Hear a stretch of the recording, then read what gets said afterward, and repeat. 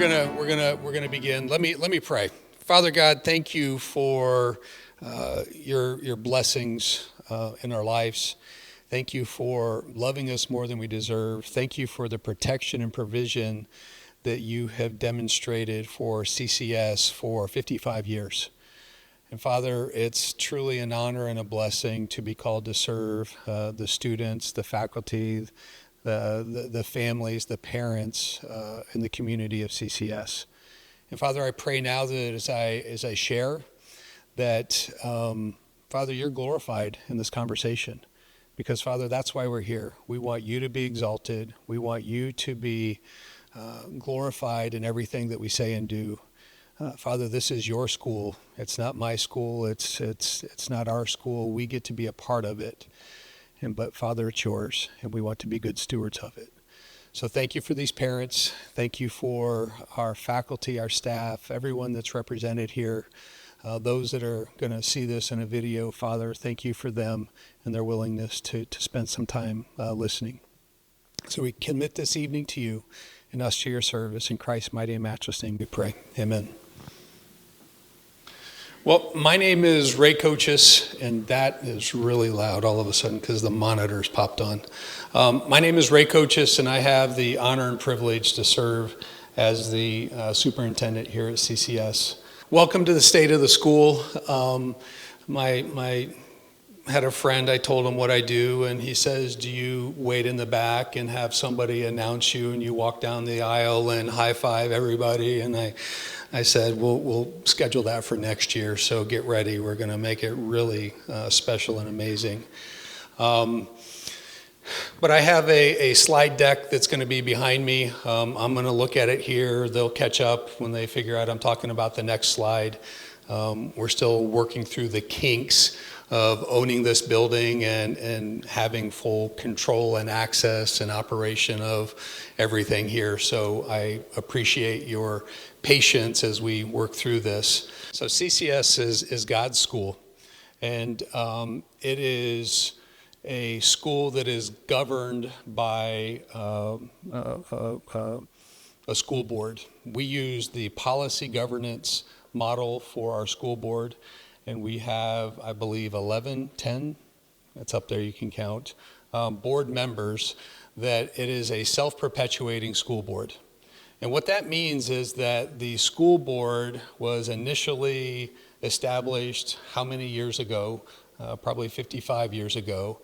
And from that point moving forward, the board is a board that they go out and find individuals who are interested in serving.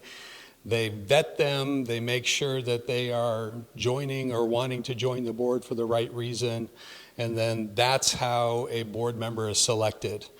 And so we have some board members in our midst today, so if those board members would stand and just turn around and wave, I'm not going to call you out, but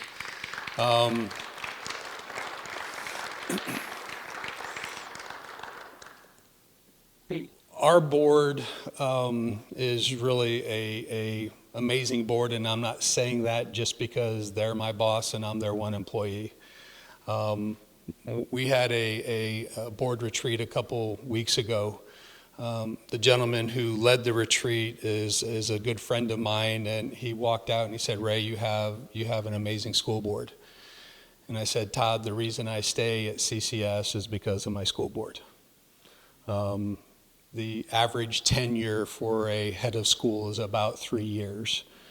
I'm 8 years into it, and Lord willing, this is the place where I get to retire and maybe figure out what the next step is. But this Lord willing, this will be my last stint as a head of school, because I truly love this place, and I have a board that I enjoy working with and working for. And so if you are interested as a parent to serve on the CCS school board, one of those 3 or 4 individuals that stood up, find them at the end of the conversation and just say, I would be interested. I would love to talk more about it. I know that we have a meet the school board kind of an information night coming up, where if you are interested in serving on the board, You can come and I talk about what the board is like. I think Sarah Hermanson and Paige Graves, who serve on our board governance committee, they will share some information, and then you go, yeah, maybe I want to do that, or that's probably not for me. But we will promote that so that if you're interested, you're able to come. All right, so let me get to the next slide. A perpetuating school board, that means that they self-select. There's one employee, that's me. I am responsible for the other 120 some odd individuals that work at CCS, and they report to me. The board does not manage, govern, or direct any of the employees. They deal with me. Policy governance is a policy, or is a style where our board governs me through policies, and it's almost like setting guardrails on the side of a road. My job is to not run into those guardrails, and my job is to move the school down the road. We're going to use the metaphor of a school bus because that makes sense. My job is to drive the school bus down the road and get to the end of the road where we're trying to go. And what we have is we have 4 end statements that we are working towards creating or accomplishing within our students. The goal is so that when they walk across the stage, we can see these embodied in our students, but we want them to be developed and fostered along the way. And those ends are academic excellence, and that simply means that we want a school that is going to be academically appropriate and appropriately rigorous for the students who are attending. And for us, we have students who need some extra help. And so we have our class department for students that need some extra help. And then we have students who can go high, far, and fast. And we have our College Credit Plus program. So we serve about 130 to 150, I'm sorry, I don't remember the number off the top of my head, students in our class department. And then we have 20 classes, I believe-ish, of College Credit Plus, where this year there's over 1,000 credits that our students have signed up to take for this coming year. This class, the CCP classes, those are our students that are being taught by our teachers. CCP is throughout the entire state of Ohio.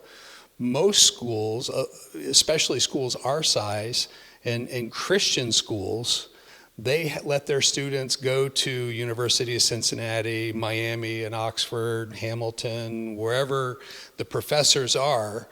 We have our own teachers that are adjunct professors that are teaching those classes. And so we have students that can go high, far, and fast and get really close to graduating with a associate's degree. And we have students who need some extra assistance over here. And then we have everything in between. That was one of our distinctions in our accreditation, I think 2 years ago, that they said for a school our size to have such a broad academic program that meets the needs of such a variety of learners, they commended us for that. Godly leadership is this idea that we want our students to embody a servant attitude and be outward facing to make a difference in other people's lives. We as a Christian school, we as individuals attending CCS, we're blessed. We have lots of opportunities. We want to teach our students to be givers, not just for the act of giving, but do it with a servant, a Christ-like servant's heart, so that they understand what it means and start to develop that giving muscle, that serving muscle in their lives, so it becomes part of who they are and what they do. Holistic development, that's our well-rounded experience. It's arts, academics, athletics, spiritual development, all kind of wrapped into this CCS experience. And for a school our size, the number of sports we have, our fine arts, the academics contributes to that well-rounded student. And then our reason for existing, that final end statement, is kind of the if you've ever read the book or watched the videos by Simon Sinek, it's our why, is we want to develop young men and women. We can't do it, but we want to create the opportunities for the Holy Spirit to move in and through us into the lives of the students to be godly young men and women of Christian character. And so that's what we want to do. And because of that, I was challenged a handful of years ago by a parent that said, why do you just focus on academics if those other things are important? So we've started the Christian Character Award, and it is as important, in my opinion, as is the valedictorian and the salutatorian recognition. And our Christian character recipient doesn't know who that person is until we call them on graduation day. And that individual is identified by the faculty and staff, and it's a pretty exceptional recognition to be identified as that recipient. And then lastly, the board's job is to look, as the board trainer Todd, he said, beyond the horizon. And so our board is beginning and has thought strategically, and that's something that we want to be better equipped to do, because there's been the last, decade and a half maybe, we've been operating just trying to take care of what's immediately in front of us. But God has been good. God has protected. He has blessed our school. Now the board is allowing me to do my job, and the board is looking strategically beyond the horizon so that we can make sure that we are a school that is around for the next 50 years for your grandchildren to be here. And so if I don't talk about the circles, somebody's going to say, hey, you didn't mention the circles. This is who we are, I believe, in a nutshell. And we can start in the middle, and that Christian character that we're developing goes in, and it affects godly leadership, academic excellence, and holistic development. And those then in turn are reflected in our core values of believe, belong, become. Believe is our faith statement, belong is our community statement, and become is our academic statement. So if we start in the middle and go outward with our why, that's what CCS looks like. But if we want to reverse that, and we as a school live out those core values of believe, belong, become, and we are actively pursuing godly leadership, then believe and belong is reflected in that godly leadership. And then belong and become is that holistic development all puts together. And believe and become is academic excellence. So when you start to go from the outside in, then we get to see that that's how we form the Christian character in our students. And so this is a image, a graphic that shows who we are and why we do what we do. And so just to give you a little bit, the academic excellence, that's kind of what's happening at CCS. College Credit Plus, 17 classes, 348 enrollments. There you go, it was 1,186. Our class department has 148 student service, 17 faculty, 47 on IEPs, 56 on service plans, and 45 getting math and remediation. That's the breadth of our academic program with stuff happening in between. When we look at the holistic development, this is an interesting stat. 84% of all of our students participate in one or more events at CCS. And 28% of the student body who participate in one or more activities, they have a GPA of 3.43. 56 who participate in two or more activities have a 3.83.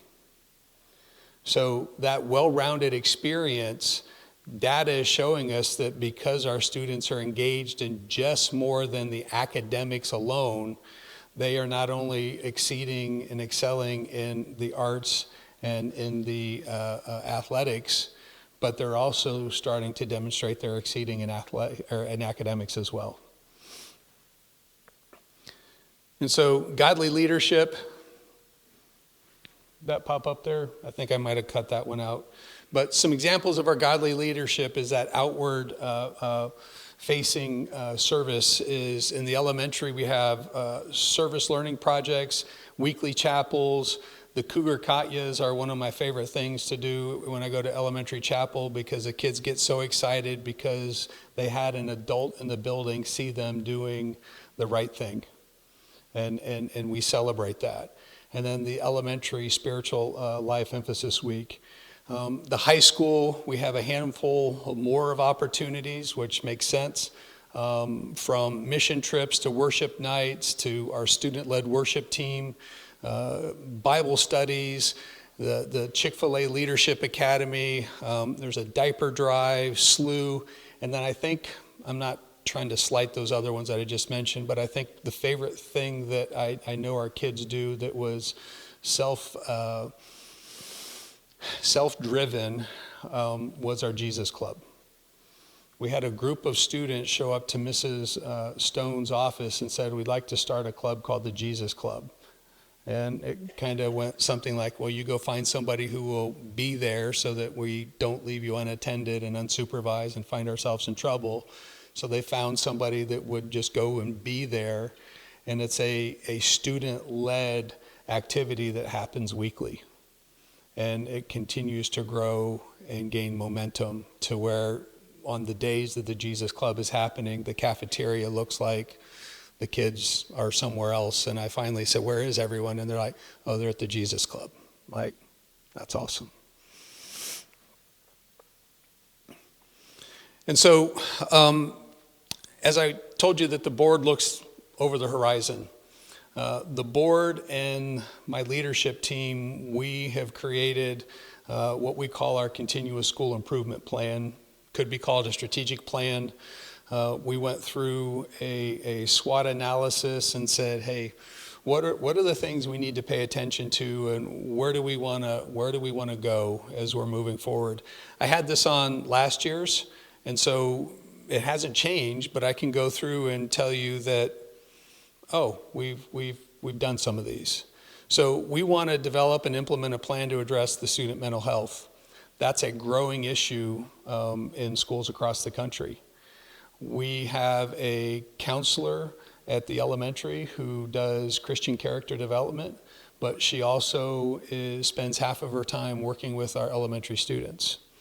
And we have Miss Raby on our campus, at the Morris Road campus, who is a licensed counselor that helps. And when we have students who are struggling with issues that are beyond what we can do, we work with a organization called Rivertown Wellness, where we have a fund that is provided by a donor that we can then say, here, maybe this can help you.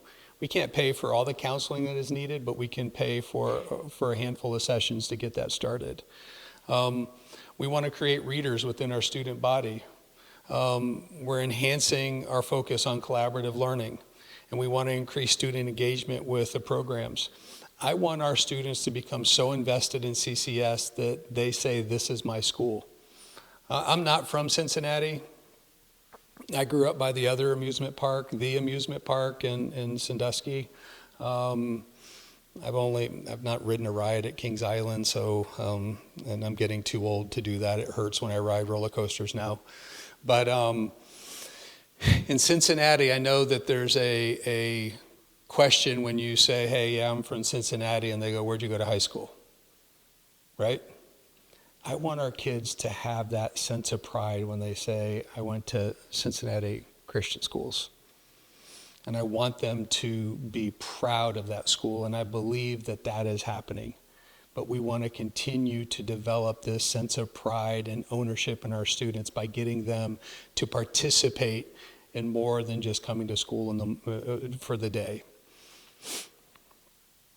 So that's our foundations or our academics for our improvement plan. Faith, we said if we're going to be a Christian school, we want to have daily Bible readers. Dr. Miller does a annual spiritual life survey. Many of you as parents have participated in it. The faculty participates in it. The students participate in it. And we wanted to see our students grow in their daily Bible reading. And that number is not as high as we want it, but we have seen the needle move now that we have created, and this is Mrs. Stone and Mr. Raby, Bible and Prayer, BP times, Bible and Prayer. And so there's a portion of the day, 10 minutes, where the students are told it's time to read your Bibles. And everybody just kind of goes into their rooms, and for 10 minutes, everybody is reading their Bibles. And I wholeheartedly believe that when God says, you hide my word in your heart so that you might not sin against God, I believe that that's happening.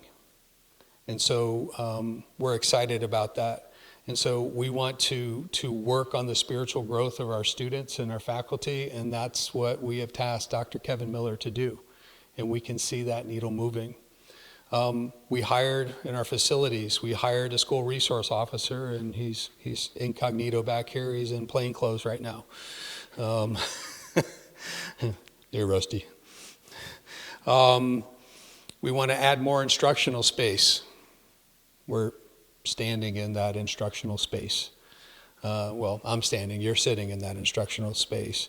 We want to secure our own athletic facilities.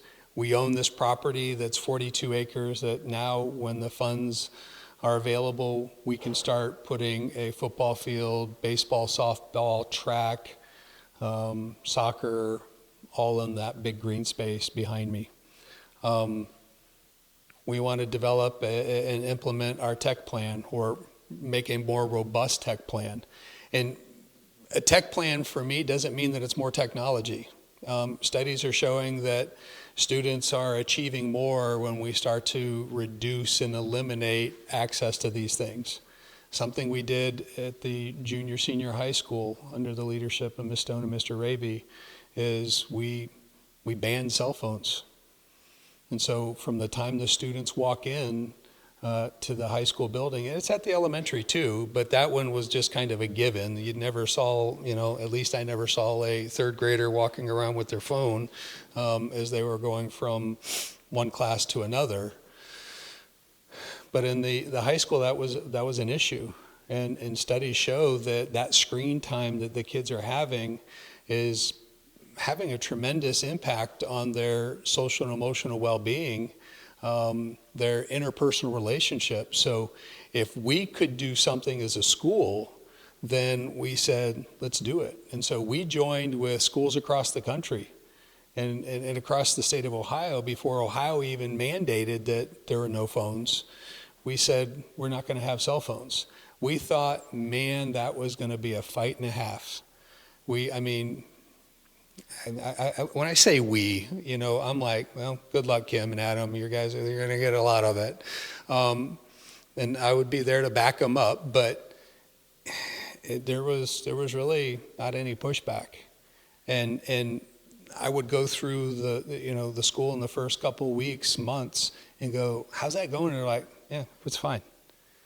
And, we were worried about, are kids going to lose their phones? Are kids going to take their phones? Because there's really expensive ways to lock the phones up. And we just kind of came up with a simple solution. We bought these little pouches that are hanging all over the place, and kids put them in there and nobody touches them.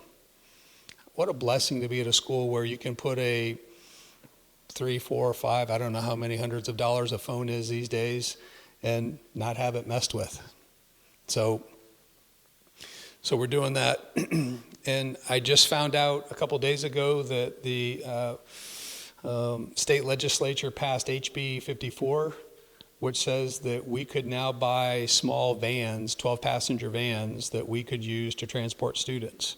Before, it could only be a 7-passenger van with a driver, so 8 people. And so they've moved that to 12, which would allow us to possibly move our students, smaller teams instead of getting big buses and having to rent buses. So that's something that we would eventually look at. Faculty development, provide intentional professional development. Kelsey Castro was hired to be our curriculum and instruction director, and she, along with the principals, are working on having that systematic and intentional professional development instead of just coming up with something and going, all right, we're going to do this time and we're going to do this the next time, and what do you think we'll do the next time? I don't know. We have a plan in place now where the teachers are getting that systematic professional development, and a lot of it's focusing on differentiation in the classroom. The principals and Ms. Castro worked on a faculty evaluation tool so that teachers at both campuses are being evaluated in the same form and fashion so that there's consistency within the organization. We've hired a dean of men and women at the high school so that the guys have a male role model in addition to all of the male teachers to talk to, but there's somebody whose job it is to pour into their lives spiritually. And Mr. Snyder's doing a fabulous job. And then we hired a dean of women to do the same, and Miss Adamson's here, and she takes care of our young ladies as well as chapel leadership at both campuses. And I believe that that's having a tremendous impact. And then the funding and finance, we want to develop a culture of giving. In a few slides, I'm going to talk to you about scholarship granting organization opportunities. But we want to have a culture where CCS, we give. I'm not asking for, well, I will, lots of money, but we want you to give because that's what you feel God is calling you to do. Because our tuition dollars make the day-to-day things happen. The giving above and beyond tuition helps us to do the extra. And so we're working on developing that. Our alumni relations, that's a opportunity that we have missed and we need to continue to work on. We have probably 1,500 alumni now that have gone through CCS, and we are only in contact with a small percentage of them. And so we want to make sure that we reach out and develop that relationship with them. And as we grow, and as I talk about SGO and another opportunity, I think that creates the opportunity or the potential for us to have a significant impact on employee compensation and benefits. And so that's there. Here's our enrollment. I came at the lowest point where it was 485. And so we had approximately a 7-year 5% or so decrease in our enrollment, and we've now seen the school grow to the largest that it's ever been. That last number is 759. If it's hard to see, it is really hard to see. 759.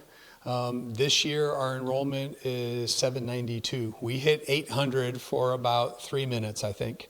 But I said we were at, it might have been a handful of days, but we always have some students come and go. But we're at 792 right now, which is it's a significant number. And the comment that I get quite a bit is, man, we're getting so big. We're getting so big. Man, we're turning into a big school.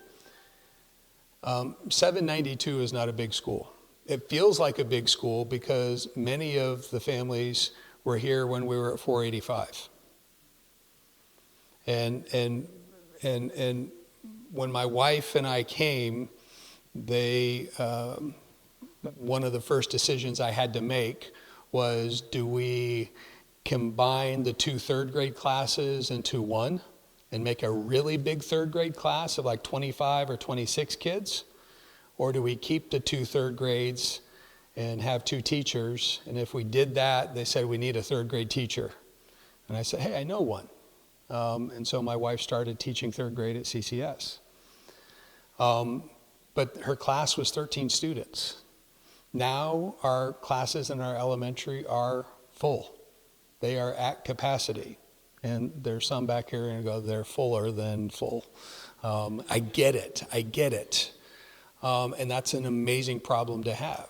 That's why we're in this building now, because we knew that we needed to have space so that we could expand.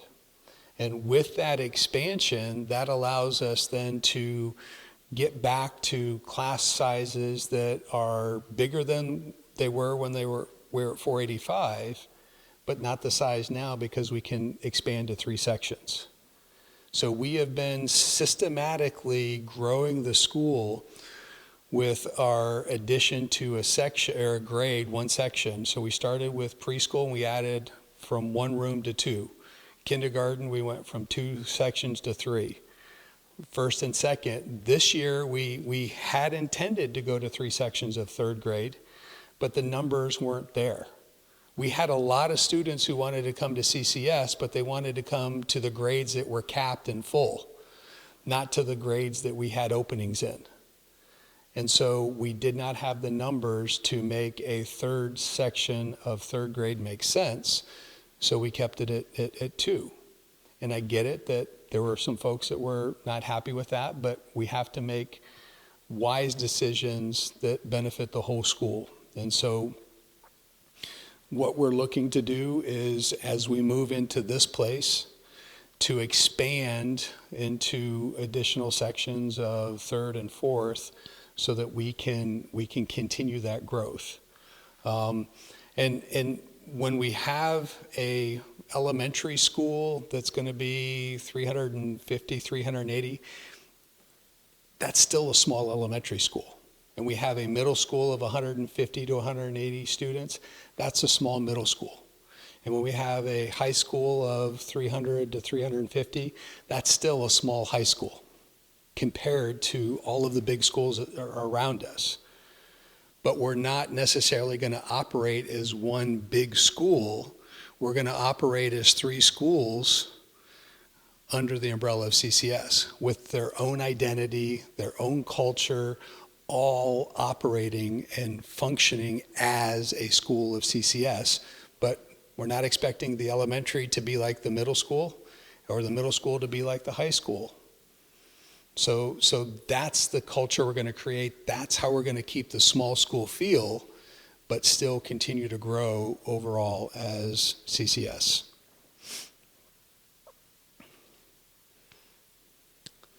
So I get asked this question a lot. And so the next couple slides, we're going to talk about threats and opportunities regarding funding. Because I told you we're going to talk about this culture of giving. But a question I get asked quite a bit is, what happens if Ed Choice goes away? It's a good question, right?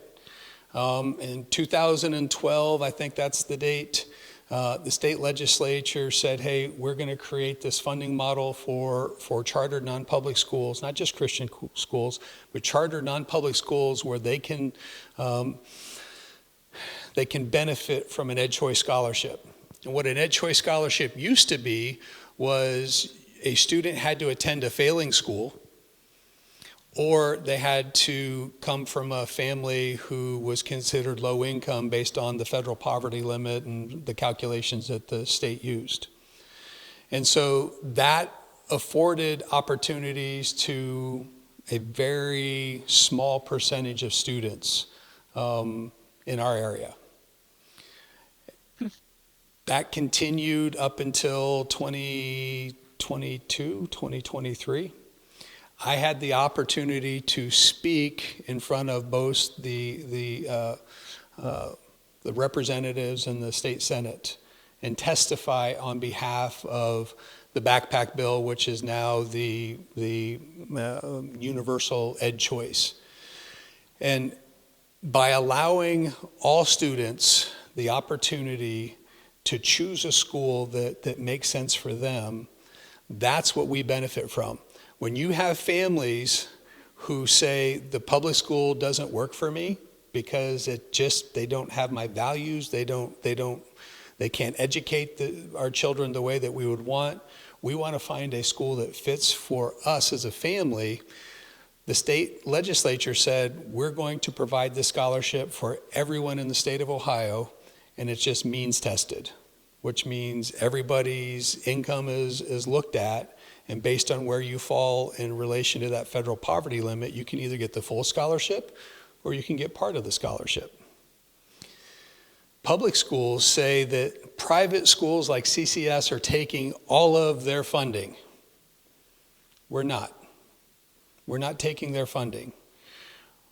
The money comes to the families. So all of you parents that are sitting here, you get a check that you get to say, we're going to use this to help pay the tuition at CCS. So you as parents are making a decision where you send your children. If you chose to keep your child at the public school that you reside in, where you reside, then that money would stay in that public district. But because you pay state taxes, the state legislature said you were entitled to use that money to follow you wherever you choose you want to have your children. So public schools, probably 3 years ago, they said, we're gonna challenge this in court. And so they filed a lawsuit. And that lawsuit was heard in the most liberal county by one of the most liberal judges in that county, Franklin County. And to no surprise, she found that the ed choice was unconstitutional. And she said, yep, that violates the state constitution, not the federal constitution, the state constitution. But she knew that it was going to be appealed, so she stayed her own decision. So the ed choice decision, even though it was deemed unconstitutional in the district court, it's still in place. It's now in the appeals process. The appeals process, it's probably going to go against ed choice too, and it's going to continue to be stayed until a final decision is rendered. But the state Supreme Court is 7-1 conservatives who all are in favor of ed choice and affirm that this is what should happen. And so the Center for Christian Virtue, the Ohio Christian Educational Network, myself, school leaders like me around the state are confident that the ed choice lawsuit is going to be found in favor of ed choice and keeping it. Now here's where I'm going to tell you that your vote is critically important. The one way that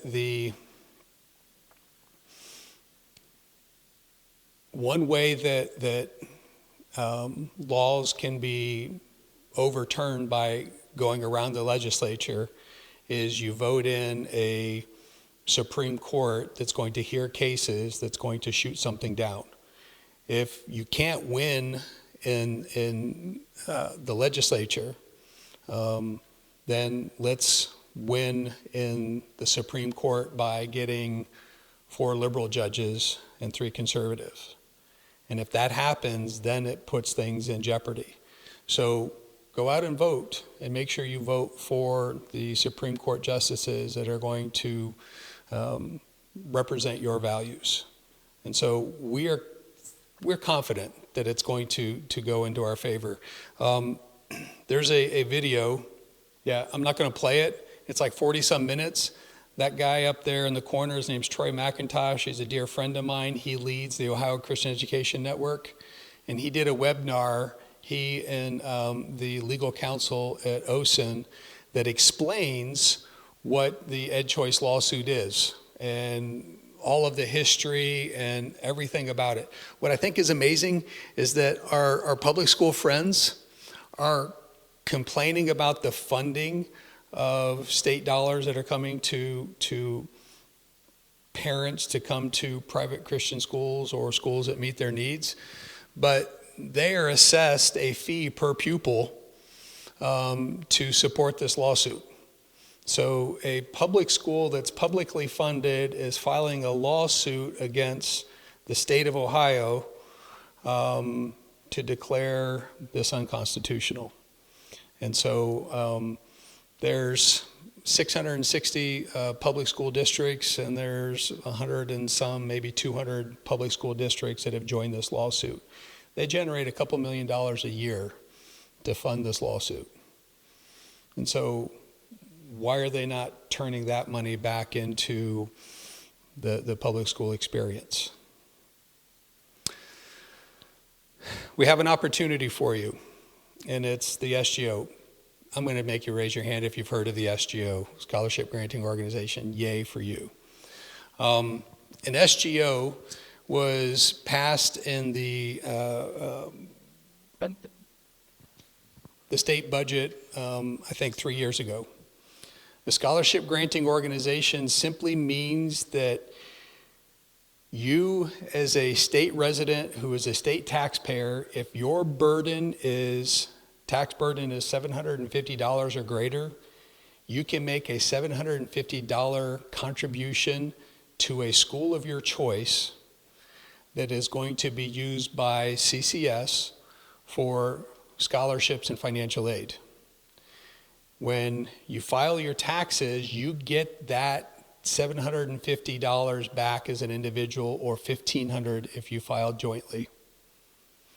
And so that's an opportunity for CCS to have a tremendous impact in how we fund schools.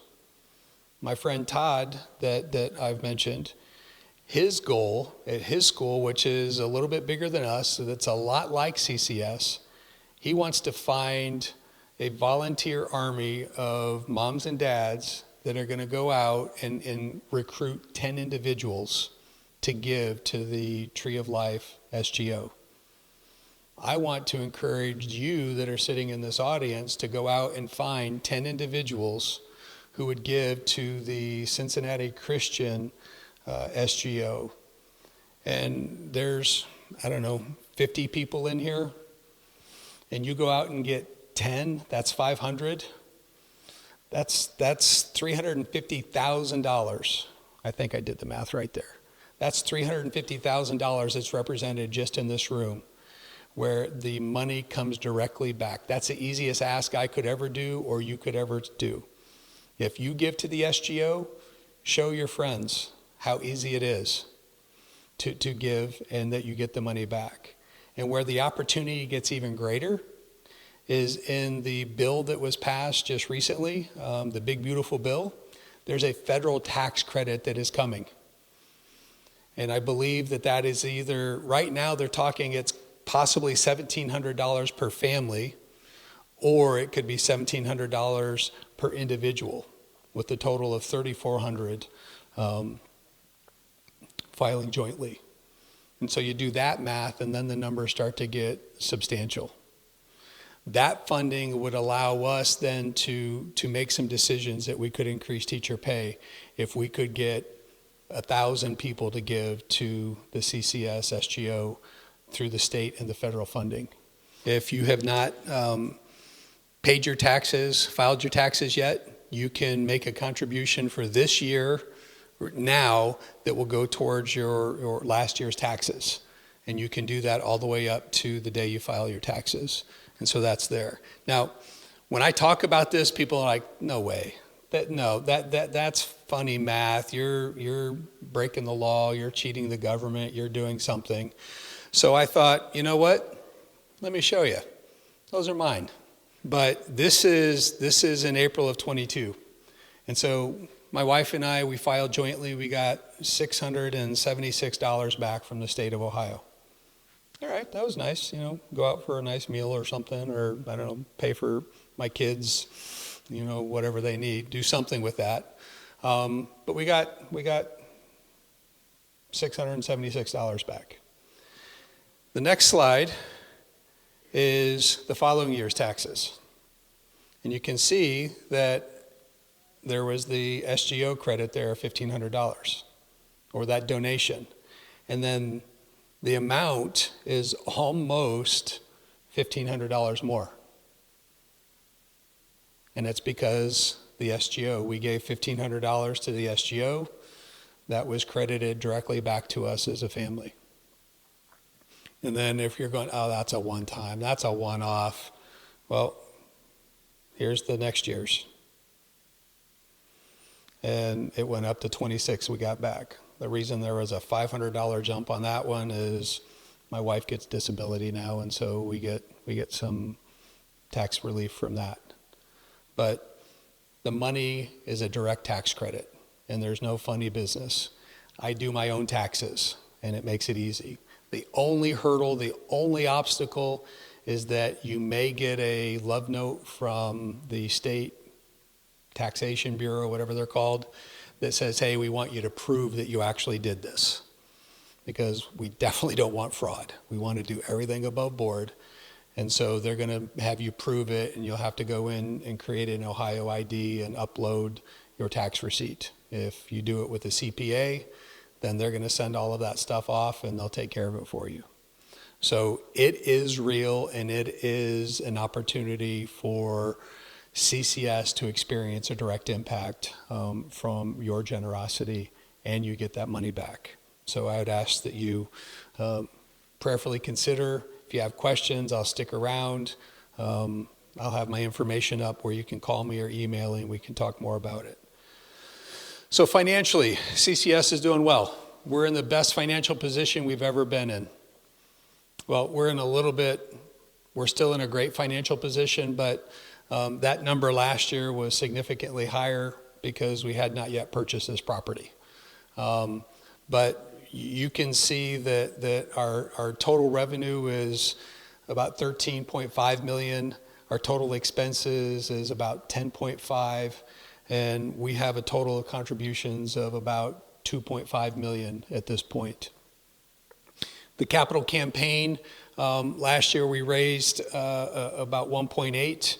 We had a restricted gift of $500,000 from a trust that the school benefits from.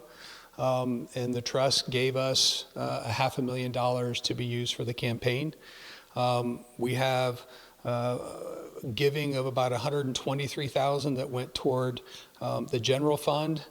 And then there was other fundraising, kind of like the Glow Run and a few of those other things. Sports teams raised about $66,000.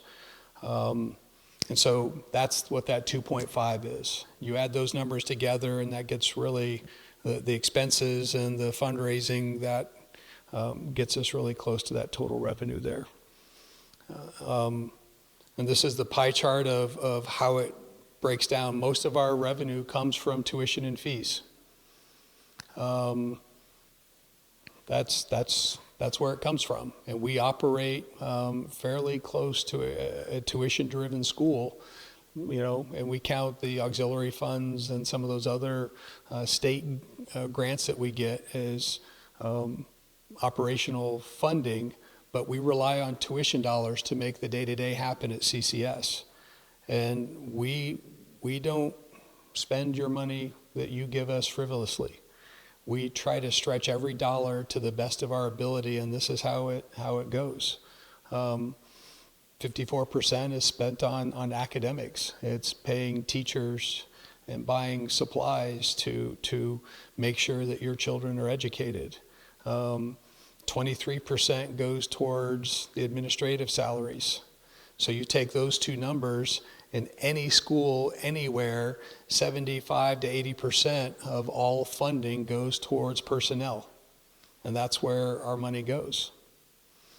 And so we are doing our best to be good stewards of the funds that you provide in your tuition and giving. Tuition next year, there's a 5% increase. Last year we raised at 6. This year we're going to increase at 5. And we feel that we can meet budget with a 5% increase with a enrollment growth of about 60 more students, which we will be able to handle, as I talk about that in a few slides. The average tuition in the greater Cincinnati area is $16,606. It's $14,000 if you take out the $22,000 tuitions. That's CHCA, Summit, Seven Hills, and Cincinnati Country Day. They're anywhere from $22,000 to $32,000 each. We are right in the middle of all of those schools as far as tuition. There are schools that are less expensive, and there are schools that are more expensive than CCS. And for the program that we offer, I think that for the price point that we charge and the tuition that we use to operate, I think we are minding our dollars and cents very well. So next year, the elementary tuition will be $12. The high school, the junior high, senior high, or the middle school and high school will be $13.9. And then, so there will be a 5% increase in tuition and about a 9.75% increase in our student assessment fees. So last year, I want to bring you up to speed on what's happening with this campus. Last year at this time, we were under contract with Tri-County Baptist Church. Now we own the campus. But here's the reality, and I feel confident to say that in every conversation I've had with anybody that's listened to me about this, I would say something that prayerfully, Lord willing, hopefully, by God's grace, His plan. I think I talked about even last year that my word for that year was patience, because I want to ready, fire, aim a lot of times. And things aren't happening as fast as I want them to. And that continued. When we went under contract, we had to work with the HOA that's across the street. It took 5 months just to get a meeting with the HOA. That meeting was needed for us to move forward in our zoning. The zoning, we were told, was going to take 3 months. That took 5 months. So that puts us into September, which is about 7 months behind schedule. So that puts us into September.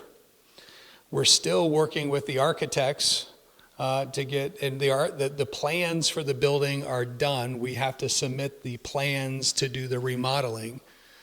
But before we can do that, we have to get the plans from the civil engineers, and they're waiting on the county to make the final decision on, are they going to accept the turn lanes that we have to put in, or are they going to make us do something else?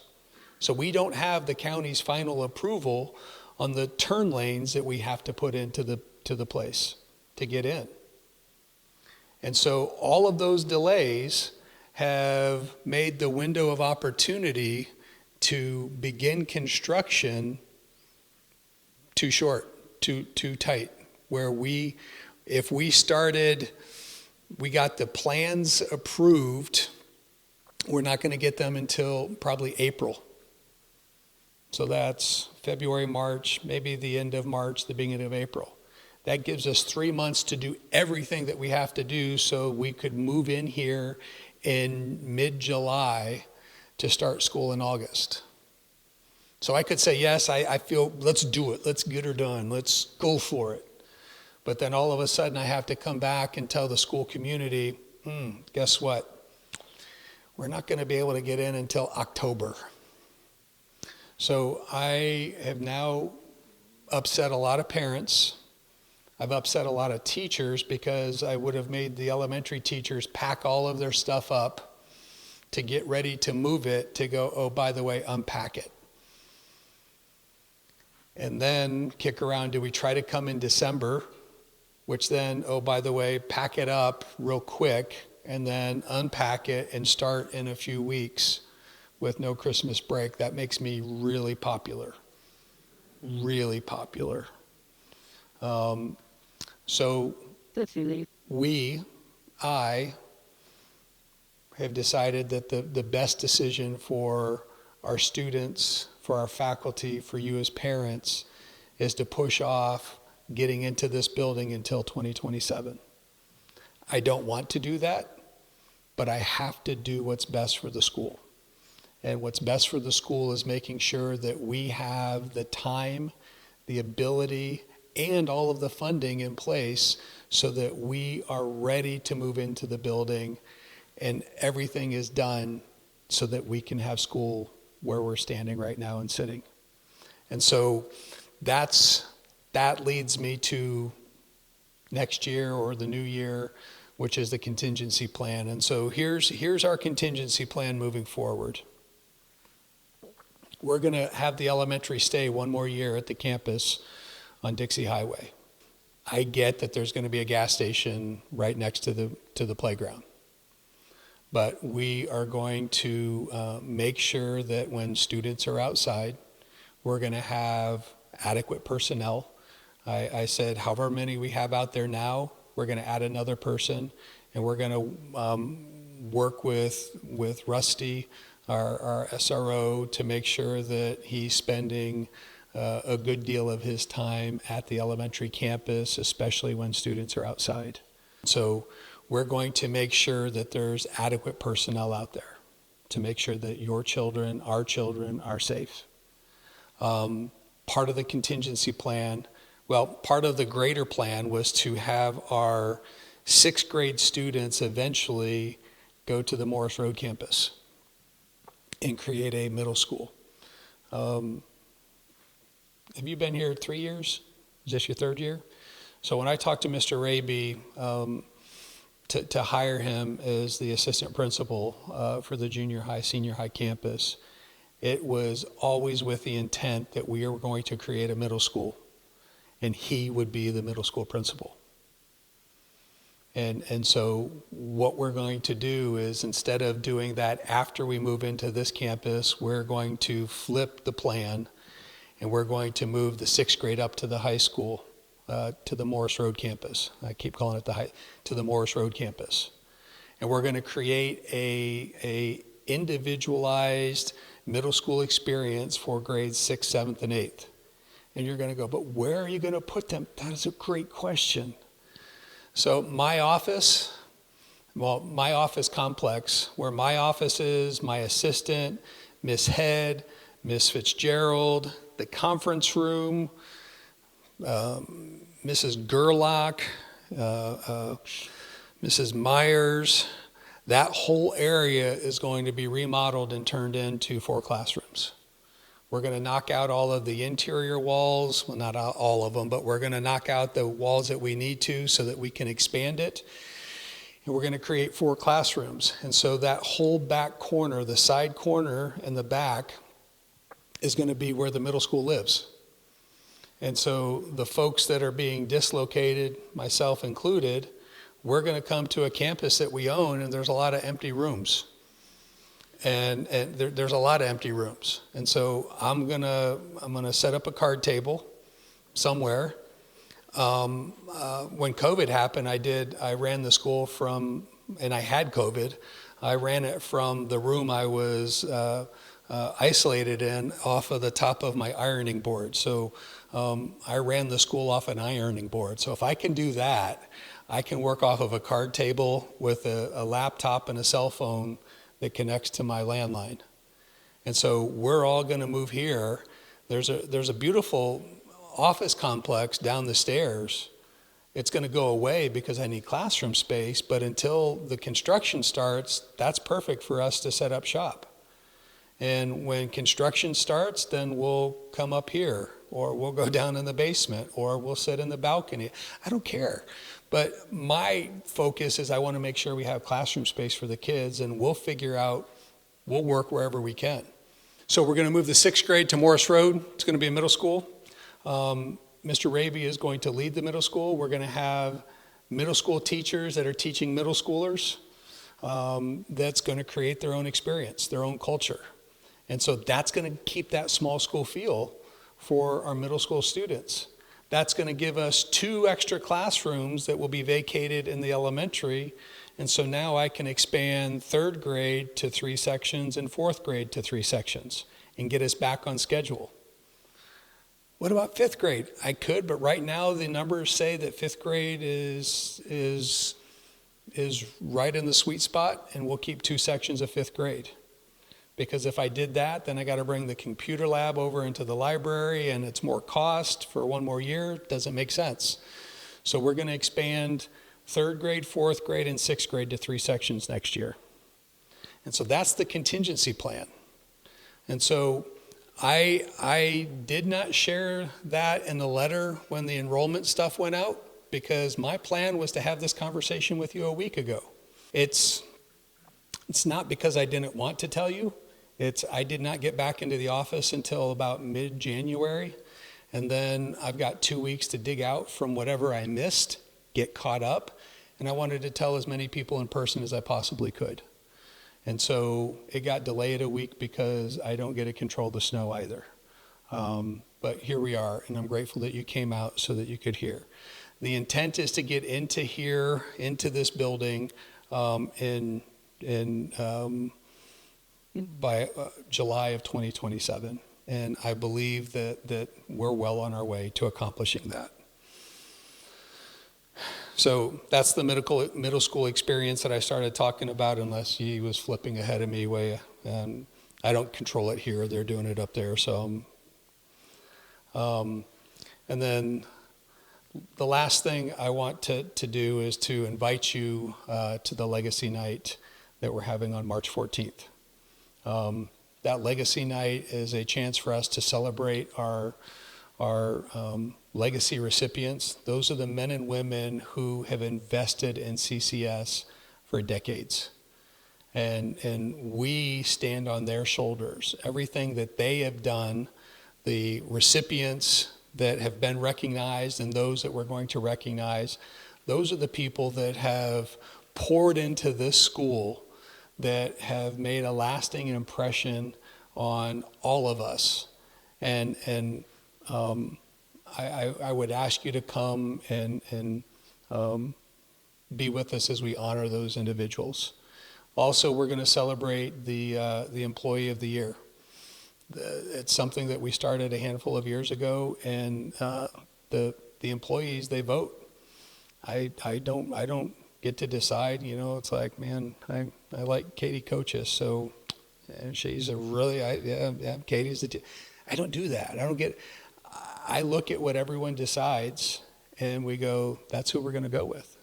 And so we have a very worthy recipient for Employee of the Year that I think you will very much appreciate. So come out and celebrate that individual. It's also going to be a celebration because we're 55 years old as a school. Apparently that's the Emerald celebration. I don't know, but this is our Emerald celebration because it's our 55th anniversary. There will be an ask. We're going to talk a little bit more about the Building a Strong Foundation campaign to kind of restart some momentum in that in my absence. We'll have a silent auction. I'd encourage you to come and be a part of that. And I can't tell you how much I appreciate you all coming out and spending the evening and hearing what's happening. God has demonstrated his provision, his protection, and his blessing on this school. And the folks that have been a part of this school for decades, they have a far deeper and richer understanding of what those are. But I can look back in my understanding of where CCS has been, and I can see how God has sustained our school in incredibly difficult times. And for our school to be at knocking on the door of 800, and we're talking about growing to 850 to 880, maybe 900 next year, to own a campus that's got 42 acres this will be a 800 to 900 seat auditorium when the remodel is done. To have a place for us to put our athletic fields that is ours now, that just screams God is got CCS in the palm of his hands. And so thank you for entrusting your children to us. Thank you for partnering with us. Thank you for walking along with us as we work together to teach, train, and equip your children. So I'm going to hang around if you want to have a chat. I'd love to chat with you. If you want to call me, it's extension 105. But give me a call, shoot me an email. Love to grab lunch with you, coffee, whatever it is, to talk more about whatever is on your heart. And I appreciate your partnership, appreciate your support, and Lord bless and keep you all. Thank you.